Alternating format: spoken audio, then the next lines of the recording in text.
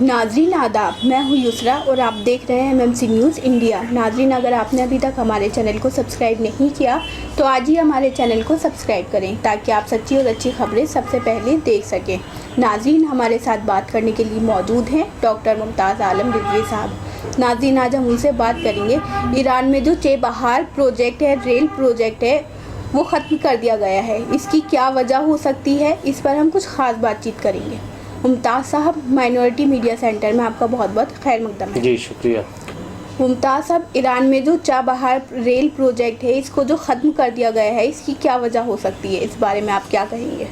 देखिए, मैं समझता हूँ कि ये एक बहुत बड़ा नुकसान हुआ है हिंदुस्तान को, जो चेबहार रेल प्रोजेक्ट ख़त्म किया गया है, जो ईरान से अफ़गानिस्तान को जोड़ने वाला रेल ट्रैक था जो बनना था।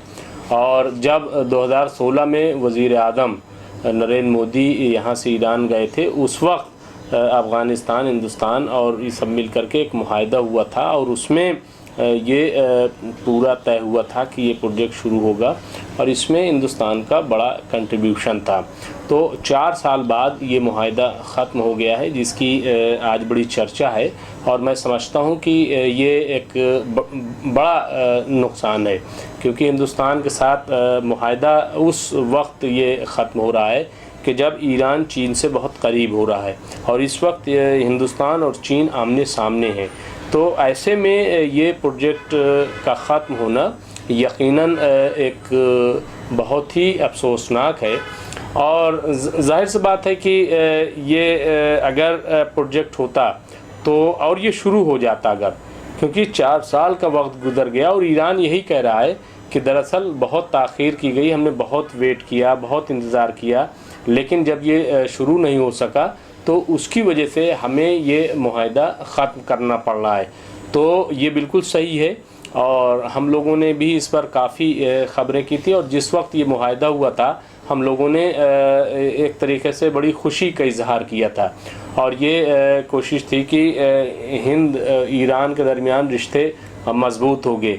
लेकिन एक चीज़ मुझे लगता है कि इसमें कहीं ना कहीं अमेरिका का इन्वॉल्वमेंट है। जिस तरीके से हम ख़ास तौर से अगर देखें कि मोदी गवर्नमेंट आने के बाद जो अमेरिका से क़ुर्बत रही तो ईरान से उतनी क़ुर्बत नहीं रही। हालांकि हर मुल्क का अपना मफाद होता है और उसी एतबार से ख़ारजा पॉलिसीज़ बनती हैं। हम ईरान के भी दोस्त हैं और अमेरिका के भी दोस्त हैं, लेकिन जब ईरान पर दोबारा सैंक्शन लगी ट्रंप के आने के बाद और उसके बाद जिस तरीके से तेल की ख़रीद में भी हमने एक तरीके से मनफी रोल अदा किया, तो उसके बाद से कुछ रिश्तों में ज़रूर खटास आई है। इसके बावजूद अभी इसी साल एक बड़ी मीटिंग हुई थी जिसमें ईरान के वज़ीर ख़ारजा भी यहाँ शरीक हुए थे और कासिम सुलेमानी पर बहुत अच्छे तरीके से यहाँ पर बोल के गए थे। यानी हिंदुस्तान ने फुल प्लेटफॉर्म ईरान को दिया था। तो रिश्ते बहुत मजबूत थे, लेकिन ये ताख़ीर ही जो है इसका सबब बनी। जी मुमताज़ साहब, 4 साल से ये जो प्रोजेक्ट है अल्तवा का शिकार है, आखिर ऐसा क्यों हो रहा है, काम क्यों नहीं शुरू हो पा रहा है? देखिए, इस पे अभी तफसील आनी बाकी है, लेकिन बताया जा रहा है कि अल्कॉन कंपनी जो इस मुआहदे में शामिल थी, जिसको इस प्रोजेक्ट में काम करना था, तो वो उसको काम करना था, लेकिन जो मशीनरी टूल्स चाहिए थे तो उस प्रोजेक्ट को शुरू करने को, वो अल्कॉन कंपनी को नहीं मिल रहे थे, उसकी इरकॉन कंपनी को। उसकी वजह ये बताई जा रही है युसरा साहबा कि जो बाहर की कंपनीज़ हैं वो ईरान को वो मशीन देने से डर रही हैं कि कहीं ऐसा ना हो कि चूँकि ईरान पर सैंक्शन है और अमेरिका कोई एक कार्रवाई कर दे।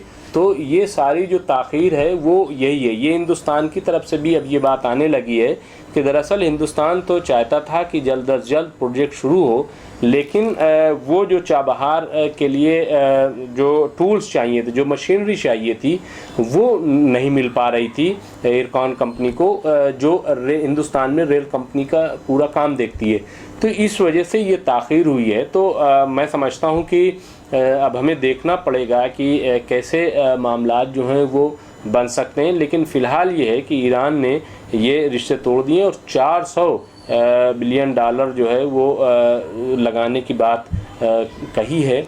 और ईरान से भी 25 साल एक बड़ा मुआहदा हुआ है ईरान और चीन के दरमियान, तो उस चीज़ को भी हमें देखना पड़ेगा।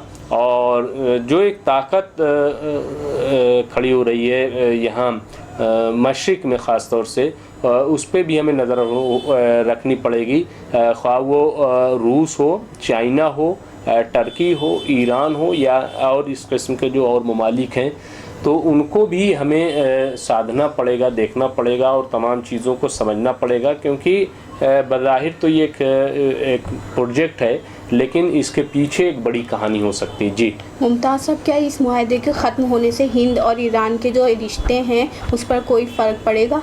देखिए, मैं समझता हूँ कि कोई एक प्रोजेक्ट से रिश्तों पर फ़र्क नहीं पड़ता यूसरा साहबा। मैं अभी बात कर रहा था क़मर आगा से, जो कि ख़ारजा पॉलिसी के माहिर हैं, बहुत बड़े जर्नलिस्ट हैं, उनसे मैंने भी बात की, तो उन्होंने यही कहा कि हमारा इस एक प्रोजेक्ट की वजह से रिश्तों पर कोई फ़र्क पड़ने वाला नहीं है।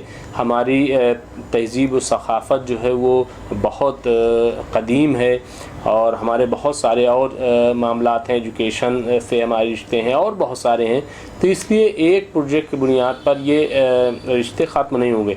लेकिन मैं इसको चूँकि एक प्रोजेक्ट नहीं देख रहा हूँ, जब ये मुआहदा ख़त्म हो रहा है तो हम ये देख रहे हैं कि चीन से भी एक बड़ा मुआहदा हो रहा है, और चीन से उस वक्त यूसरा साहब मुआहदा हो रहा है कि जब हमारे रिश्ते चीन से ख़राब हो रहे हैं, तो और फिर अमेरिका की इन्वॉल्वमेंट जिस तरीके से हिंदुस्तान में बढ़ते जा रहा है, यानी अब हम अमेरिका के झुकाव में ज़्यादा एक तरीके से हैं। उसको हम पर्सनल रिश्ता भी कह लें कि जैसे वज़ीर आज़म यहाँ से गए और हाउडी मोडी में बाकायदा आपकी बार और ट्रम्प सरकार इस तरीके के नारे लगाए, ये पहली बार हुआ था। तो ये तमाम जो पिक्चर हैं, तो उसकी वजह से हम इसको बहुत लाइटली भी नहीं ले सकते हैं। तो हमें इस पर बैठ करके गौर करना पड़ेगा कि ये प्रोजेक्ट क्यों ख़त्म हुआ और हम कैसे ईरान से अपने रिश्ते को मजबूत करें। देखिए, 2-3 चीज़ें इस मोदी गवर्नमेंट में हुई। एक तो ये कि हमने फ़िलिस्तीन के साथ साथ इज़राइल को भी अपना एक ख़ास दोस्त मान लिया है और बहुत सारे काम इज़राइल इस वक्त हिंदुस्तान में कर रहा है। दूसरा ये कि हमारा जो क़दीमी रिश्ता ईरान से था जितना मजबूत, उसमें भी काफ़ी कमी आई है, और ये दोनों चीज़ें यूसरा साहब मैं समझता हूँ कि अमेरिका की वजह से हुई हैं। तो हमें अपना दामन कम से कम बचा के रखना है, वो जलाना नहीं है। हमारे रिश्ते ज़रूर हों, लेकिन हमारे पुराने रिश्ते ख़त्म हो जाएं ये अच्छी बात नहीं। ख़ास तौर से मशरिक़ में जिस तरीके से हमारे पड़ोस में रिश्ते ख़राब हो रहे हैं, चाहे वो नेपाल से हो, चाहे वो भूटान से हो, चाहे वो चाइना से हो, हाँ, यहाँ तक कि अब बांग्लादेश से भी मैं समझता हूँ वैसे रिश्ते नहीं हैं जो ख़बरें आ रही हैं। मैं उस पर बहुत ज़्यादा मुसद्दक़ा बात नहीं कर रहा हूँ, लेकिन तो इन तमाम चीज़ों को हमें देखना पड़ेगा। हम सिर्फ़ एक बड़ी कंट्री के चक्कर में ये पढ़ करके और अपने पड़ोस से रिश्ता ख़राब करें, ये ठीक नहीं है। जी मुमताज़ साहब, बहुत बहुत शुक्रिया। जी शुक्रिया। नाज़रीन हमारे साथ बात करने के लिए मौजूद थे डॉक्टर मुमताज़ आलम रिजवी साहब। नाज़रीन, आज हमने उनसे बात की, ईरान में जो रेल प्रोजेक्ट है वो ख़त्म कर दिया गया है। 4 साल से अल्तवा का शिकार था ये प्रोजेक्ट, कुछ टूल्स नहीं मिल रहे थे, इस वजह से भी ये प्रोजेक्ट का काम शुरू नहीं हो पा रहा था। ऐसी बात सामने आ रही है कि अभी हिंदुस्तान और ईरान के जो रिश्ते हैं उन पर कोई असर पड़ेगा। हालांकि इस पर कोई असर नहीं पड़ेगा क्योंकि सिर्फ एक प्रोजेक्ट ही ख़त्म हुआ है, इसके अलावा जो रिश्ते हैं वो ऐसे ही बाकी रहेंगे। इस पर हमने कुछ ख़ास बातचीत की। तो नाज़रीन, हम फिर हाजिर होंगे कुछ बड़ी खबरों के साथ। तब तक के लिए हमें दीजिए इजाज़त और देखते रहिए MMC न्यूज़ इंडिया, और हमारे चैनल को ज़्यादा से ज़्यादा सब्सक्राइब कीजिए। शुक्रिया।